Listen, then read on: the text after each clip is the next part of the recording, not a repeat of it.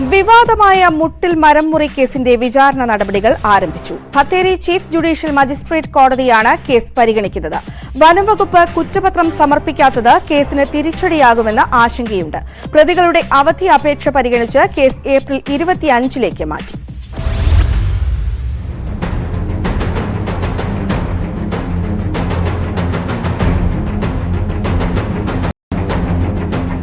Police അന്വേഷിച്ച് കുറ്റപത്രം സമർപ്പിച്ച കേസുകളുടെ വിചാരണയാണ് ആരംഭിച്ചത്. ആകെയുള്ള 48 കേസുകളിൽ 3 കോടതി പരിഗണിച്ചത്.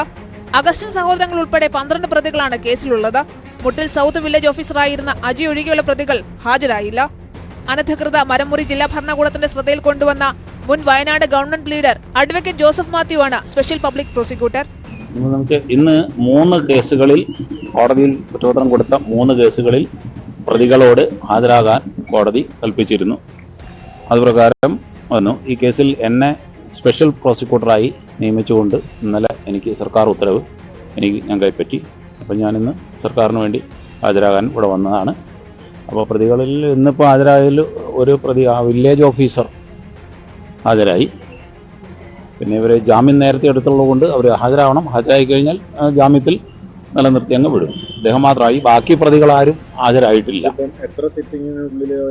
പട്ടയഭൂമിയിൽ നിന്ന് മുറിച്ചു കടത്തി 112 സംരക്ഷിത മരങ്ങളുടെ കാലപ്പഴക്കം, മരങ്ങളുടെ DNA പരിശോധന എന്നിവ ഉൾപ്പെടുത്തിയാണ് പ്രത്യേക അന്വേഷണ സംഘം കഴിഞ്ഞ ഡിസംബറിൽ കുറ്റപത്രം സമർപ്പിച്ചത്. 84,600 പേജുള്ള കുറ്റപത്രത്തിൽ 420 സാക്ഷികളും 900 രേഖകളുമുണ്ട്. പൊതുമുതൽ നശിപ്പിക്കൽ, വഞ്ചന, വ്യാജരേഖ ചമയ്ക്കൽ, ഗൂഢാലോചന അടക്കമുള്ള കുറ്റങ്ങളാണ് പ്രതികൾക്കെതിരെ ചുമത്തിയിട്ടുള്ളത്. അതേസമയം വനംവകുപ്പ് കേസുകളിൽ ഇതുവരെ കുറ്റപത്രം സമർപ്പിച്ചിട്ടില്ല.